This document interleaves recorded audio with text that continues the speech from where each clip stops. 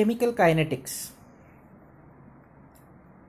As we all know that chemistry is more and more concerned with change. म्हणजे केमिस्ट्रीमध्ये change हा inevitable आहे. काही ना काही गोष्टी ह्या सगळ्या सतत चेंज होतच असतात आणि ह्या केमिस्ट्री ह्या चेंजेसशीच निगडीत आहे. केमिस्ट्रीमध्ये जनरली काय होतं की वेल डिफाईन्ड प्रॉपर्टीज असलेले जे सबस्टन्सेस आहेत ते केमिकल रिॲक्शन्सच्या माध्यमातून स्वतःमध्ये चेंज घडवून आणतात आणि या चेंजमुळे त्यांच्या एंटायर प्रॉपर्टीमध्येच त्यांची जी काही प्रॉपर्टी आहे म्हणजे पहिली जी प्रॉपर्टी होती ती प्रॉपर्टी पूर्णपणे चेंज होऊन जाते. फॉर एक्झाम्पल समजा आपण रस्टिंग ऑफ आयर्न घेतलं तर रस्टिंग ऑफ आयर्नमध्ये काय होतं की पहिले आयर्न हा एक म्हणजे एक प्रॉपर एक आयर्न मेटल आहे, ठीक आहे, which is hard, which is not brittle. आणि कालांतराने जेव्हा तो वॉटरसोबत किंवा मॉइश्चरसोबत रिॲक्ट होतो तर रिॲक्ट झाल्यानंतर त्याचं रस्टिंग सुरू होतं and then it starts getting brittle. So this change is nothing but the study of chemistry. So असं लक्षात येतं की जेव्हा केमिकल रिॲक्शन्सचा अभ्यास केला जातो तेव्हा जे केमिस्ट्स आहेत ते सायन्सच्या या वेगवेगळ्या ब्रांचेसचा उपयोग करून काही गोष्टी ऑब्झर्व करतात किंवा काही गोष्टींचं भाकीत करतात. तर सगळ्यात पहिल्यांदा ज्या गोष्टीचं ते भाकीत करतात ते आहे feasibility of a chemical reaction. फिजिबिलिटीचा अर्थ असा की एखादी केमिकल रिॲक्शन होण्यासाठी किंवा एखादी केमिकल रिॲक्शन खरंच ती होऊ शकते का किंवा ती होऊ द्यायची आहे का त्याला फिजिबिलिटी म्हणतात. म्हणजे फिजिबिलिटी अगदी साधारण स्वरूपात समजा मला फिजिबिलिटीला एक्सप्लेन करायचं असेल की माझ्याकडे कुल जमा पुंजी 1,00,000 रुपये आहे आणि मला एक मोटरसायकल घ्यायची.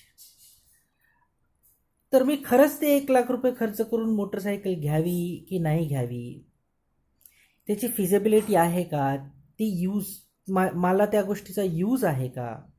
हा ठीक आहे, आज चैनी खातीर लोक घेतात ती गोष्ट वेगळी, पण फिजिबिलिटी आपण या गोष्टीवरनं आपण फिजिबिलिटी या शब्दाला समजू शकतो की एखादी गोष्ट ही खरोखर ते करण्यानंतर त्याचे रिझल्ट्स हे आपल्याला फायद्याचे आहेत की आपल्याला नुकसानदायक ठरतील. So whether it is feasible or whether it is not feasible, ती होऊ शकते किंवा नाही होऊ शकत. होऊ शकत असेल तर त्याच्या काय काय गोष्टी आहेत ज्या आपल्या फायद्याच्या आहेत किंवा आपल्या नुकसानीच्या आहेत, किंवा ती होऊ शकतच नसेल तर त्याला सोडून देण्याशिवाय दुसरा काही मार्ग नाही. त्यामुळे सायंटिस्ट जे आहेत हे फिजिबिलिटीवर कॉन्सन्ट्रेट करतात आणि फिजिबिलिटीवर कॉन्सन्ट्रेट करण्यासाठी ते थर्मोडायनामिक्स हा चॅप्टर अजून आपला व्हायचा आहे, पण ते थर्मोडायनामिक्स या सायन्सच्या ब्रांचचा उपयोग करून फिजिबिलिटीला ते एक्सप्लेन करायचा प्रयत्न करतात. आता तुम्ही मागच्या वर्षी एन्ट्रोपी, एन्थाल्पी या सगळ्या गोष्टी शिकल्या होत्या. असंच यावर्षी आपल्याला गिब्स एनर्जी पण शिकायचं. सो बेसिकली समजा आपण पाहिलं तर ही जी फिजिबिलिटी आहे किंवा हे जे थर्मोडायनामिक्स आहे, या थर्मोडायनामिक्सच्या मदतीने जेव्हा फिजिबिलिटीला एक्सप्लेन केलं जातं की एखादी रिॲक्शन घडायची आहे की नाही घडायची आहे किंवा घडली त्यातनं आपल्याला काय लाभ होणार आहे किंवा काय हानी होणार आहे, हे सगळं एक्सप्लेन करण्यासाठी गिब्स फ्री एनर्जी, त्याला आपण डेल्टा जी या गोष्टीने आपण एक्सप्रेस करतो. So delta G is nothing but Gibbs free energy, आणि ही गिब्स फ्री एनर्जी आपल्याला एखाद्या रिॲक्शनच्या स्पॉन्टेनियटीच्या बाबतीत, स्पॉन्टेनियटी म्हणजे ती रिॲक्शन कशी होते नक्की, त्याचं स्पॉन्टेनियस आहे की नाही, की ती अत्यंत लेथार्जिक आहे म्हणजे अत्यंत आळशी टाईपची रिॲक्शन आहे, की ती एकदम क्विक रिॲक्शन आहे, खूप लवकर ती रिॲक्शन होते. तर ही जी स्पॉन्टेनिटी आहे, ही स्पॉन्टेनिटी एक्सप्लेन करण्यासाठी गिब्स फ्री एनर्जी च्या मदतीने ते सायंटिस्ट एक्सप्लेन करतात. At the same time entropy, change in entropy म्हणजे त्याला आपण डेल्टा एसनी एक्सप्रेस करतो. So delta G, delta S या अशा 2 क्वांटिटीज आहेत ज्याच्यामुळे एखाद्या रिॲक्शनची फिजिबिलिटी म्हणजे ती व्हायची आहे किंवा नाही व्हायची आहे, ती व्हायची असेल तर ती कशा पद्धतीने होणार आहे, त्याच्यातनं काय लाभ किंवा हानी आहेत, या सगळ्या गोष्टी फिजिबिलिटीच्या माध्यमातून फाइंड आउट केल्या जातात. आणि फिजिबिलिटीला एक्सप्रेस करण्यासाठी थर्मोडायनामिक्स या ब्रांचचा उपयोग केला जातो. अँड विदिन थर्मोडायनामिक्स ही डेल्टा जी आणि डेल्टा एस या गोष्टी म्हणजे गिब्स फ्री एनर्जी आणि एन्ट्रोपी या गोष्टींचा उपयोग केला जातो. आणि असं पण पाहायला गेलेलं आहे की जनरली जेव्हा तुम्ही गिब्स फ्री एनर्जीचा अभ्यास करणार तेव्हा हे डिटेलमध्ये तुम्ही बघू शकता की जेव्हा गिब्स फ्री एनर्जी ही निगेटिव्ह असते,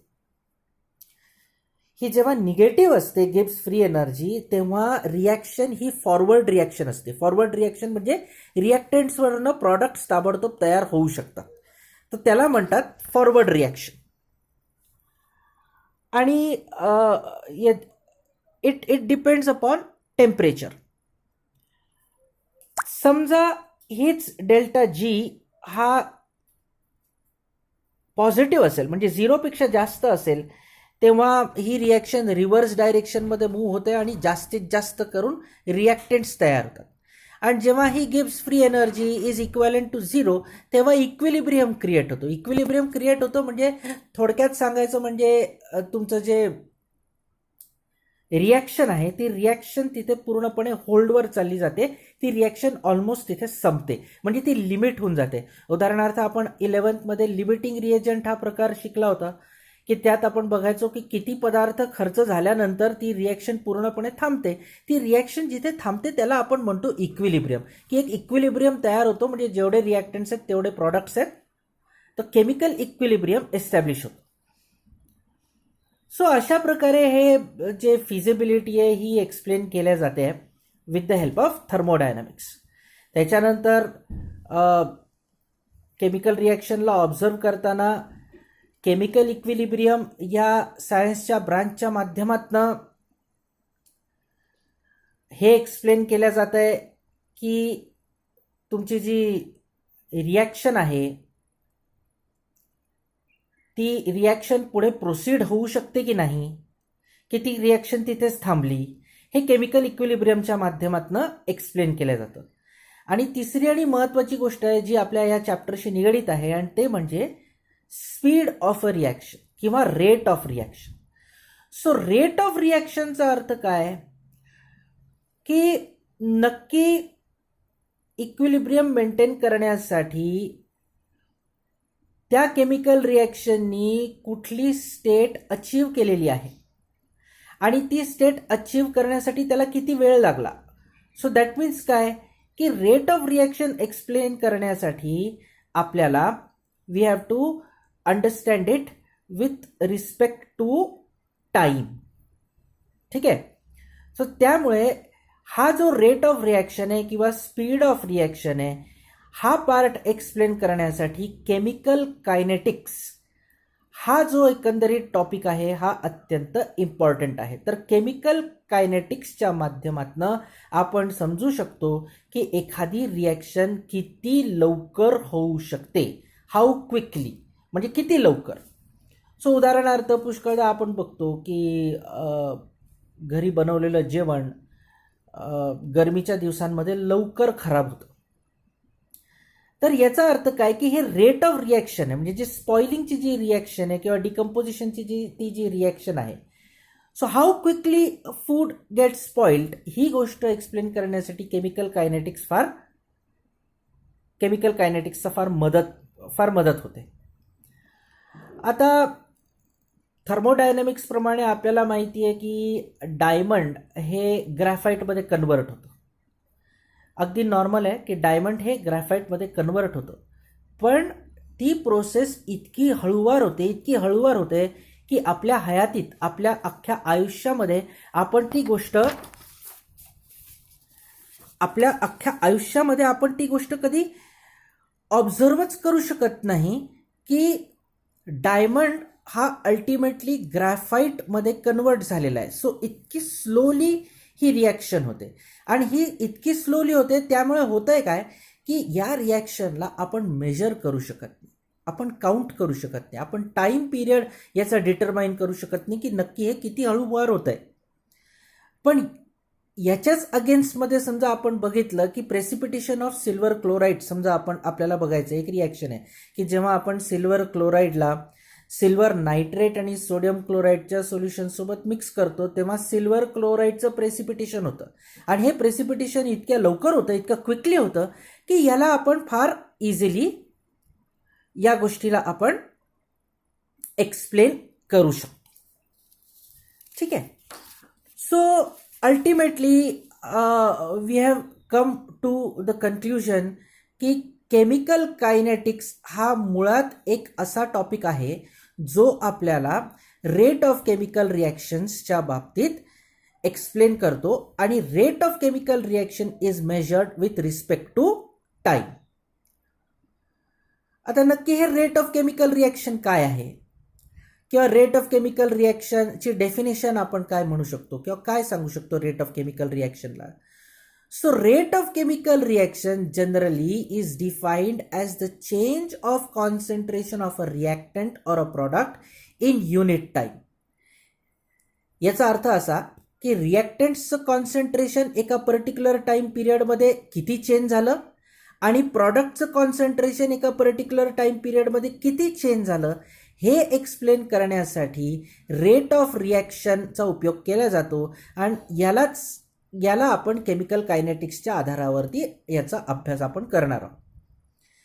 so it can be explained as, म्हणजे रेट ऑफ केमिकल रिॲक्शन याला आपण अशा प्रकारे एक्सप्लेन करू शकतो की रिॲक्टंट आहे, एखादा रिॲक्टंट प्रॉडक्टमध्ये जेव्हा कन्वर्ट होतो तेव्हा रिॲक्टंट खर्च होतोय, रिॲक्टंट जेव्हा खर्च होतोय तेव्हा तो रिॲक्टंट कमी होतोय आणि प्रॉडक्ट जेव्हा तयार होतोय तेव्हा तो प्रॉडक्ट अल्टिमेटली वाढतोय. तर रिॲक्टंट जेव्हा कमी होतोय तेव्हा त्याचं कॉन्सन्ट्रेशन कमी कमी होत जाणार आहे आणि प्रॉडक्ट जेव्हा वाढतोय तेव्हा त्याचं कॉन्सन्ट्रेशन वाढत जाणार आहे. So the rate of decrease in concentration of any one of the reactants or the rate of increase in concentration of any one of the products यालाच आपण रेट ऑफ केमिकल रिॲक्शन असं म्हणतो. चला एक साधारण रिॲक्शन घेऊया. That R gives P, capital R gives P म्हणजे reactants to product. मग याला आपण असं पण म्हणू शकतो की 1 mole of R gives us 1 mole of P. मग याला स्क्वेअर ब्रॅकेटमध्ये समजा आपण टाकलं, आर आणि पीला स्क्वेअर ब्रॅकेटमध्ये टाकलं तर हा स्क्वेअर ब्रॅकेट जनरली आपल्याला कॉन्सन्ट्रेशन किंवा मोलर कॉन्सन्ट्रेशन सांगतो. जेव्हा पण आपण एखाद्या गोष्टीला स्क्वेअर ब्रॅकेटमध्ये टाकतो तेव्हा that it expresses the molar concentration. So समजा T1 टाइमला molar concentration of R is R1 and molar concentration of P is P1. Similarly at time T2 molar concentration of P is P1 molar concentration of परत एकदा आपण बघू की at time T1 the molar concentration of R is R1 and the molar concentration of P is P1. Similarly at time T2 the molar concentration of R is R2 and P is P2. Then in that case समजा आपल्याला delta T that is change in time note करायचं असेल तर आपण T2 मधनं T1ला minus करणार तर आपल्याला चेंज इन टाइम कळेल. त्याचप्रमाणे समजा change in concentration of R आपल्याला फाइंड आउट करायचं असेल तर आपण काय करू शकतो, concentration of R2 minus concentration of R1 करू शकतो. आणि सिमिलरली समजा आपल्याला change in concentration of P2 express करायचं असेल तर आपण काय करू शकतो, change in concentration of P2 minus change in concentration of P1. So याचा अर्थ या उपरोक्त जे डेफिनेशन्स किंवा जे इक्वेशन्स तुम्हाला दिसत आहेत व्हिडिओमध्ये या डेफिनेशन्सनी आपण रेट ऑफ डिसअपिअरन्स म्हणजे रिॲक्टंट गायब होतोय, तो डिसअपिअर होतोय. रिएक्टंट पूर्णपणे खर्च होतोय, त्याच्यामुळे तो काय होतोय, डिसअपिअर होतोय. तो डिसअपिअर होतोय म्हणून आपण त्याला म्हणतो रेट ऑफ डिसअपिअरन्स. कोणासाठी, रिएक्टंट्ससाठी. आणि rate of appearance. Now rate of appearance जेव्हा आपण म्हणतो तेव्हा रेट ऑफ अपिअरन्स कोणासाठी, तर rate of appearance for product, याच्यासाठी आपण म्हणतो rate of appearance for product. So समजा आपल्याला हा रेट डिटरमाइन करायचा असेल तर याची एक इक्वेशन आपण फार इझिली ही इक्वेशन आपण क्रिएट करू शकतो की rate of disappearance is equal to the decrease in the concentration of reactants upon time taken. तर याला आपण एक्सप्रेस करू शकतो minus delta concentration of R upon delta T. Minus का घेतलाय, कारण या ठिकाणी concentration of reactants is decreasing किंवा कॉन्सन्ट्रेशन ऑफ रिएक्शन ही कमी होत चालली आहे, त्यामुळे याला मायनसमध्ये घेतलंय. त्याचबरोबर रेट ऑफ अपिअरन्स म्हणजे किती फास्ट प्रॉडक्ट तयार होतंय, किती फास्ट रिएक्टंट कमी होतंय आणि किती फास्ट प्रॉडक्ट तयार होतोय. Now this can be expressed with time. It is a time dependent quantity. त्यामुळे रेट ऑफ अपिअरन्सला आपण काय म्हणू शकतो, रेट ऑफ अपिअरन्सला म्हणू शकतो increase in the concentration of P upon time taken. त्यामुळे आपण याला एक पॉझिटिव्ह व्हॅल्यू घेऊ शकतो which means delta P upon delta T. Sir लक्षात घ्या, एक नोट म्हणून तुम्ही याला ठेवू शकता की डेल्टा आर ही नेहमी एक निगेटिव्ह क्वांटिटी आहे. निगेटिव्ह क्वांटिटी का आहे, कारण ही सतत डिक्रीज होत चालली आहे. आणि आता एक गोष्ट लक्षात घ्या की जेव्हा आपल्याला ॲक्च्युअल रिॲक्शनचा रेट कॅल्क्युलेट करायचा आहे तेव्हा या डिक्रीज ऑफ रिॲक्टंट्सला म्हणजे हा जो तुमचा minus delta R upon delta T हे जे इक्वेशन आहे याला ॲक्च्युली आपण मायनसनी मल्टिप्लाय करणार आहोत, कारण आपल्याला ओव्हरऑल रिॲक्शन ही पॉझिटिव्ह पाहिजे, नॉट अ निगेटिव्ह टर्म. तर इथे ओव्हरऑल रिॲक्शनला आपल्याला निगेटिव्ह टर्म नको आहे, आपल्याला ओव्हरऑल रिॲक्शन ही एक पॉझिटिव्ह टर्म हवी आहे.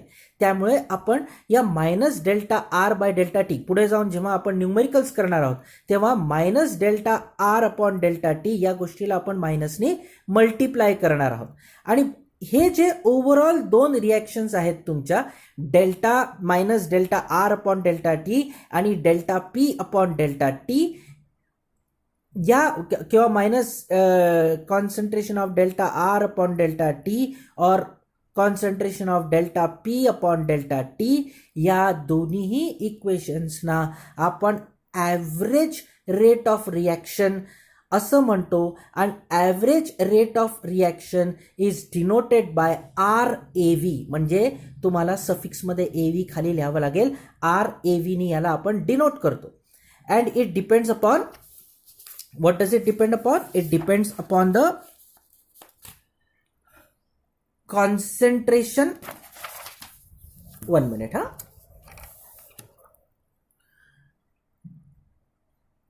and it depends upon the concentration of reactants and products and the time taken for the particular change to occur. ठीक आहे, तर आज आपण इथेच आपला व्हिडिओ थांबूयात.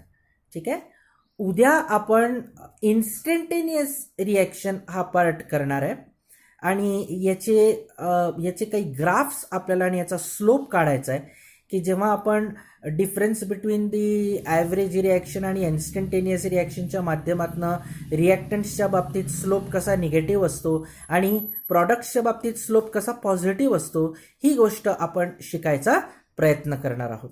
आणि मग याच्या आधारावरती काही न्यूमरिकल्स आपल्याला सॉल्व्ह करायचे. तर आज आपण इथेच थांबूया. थँक्यू.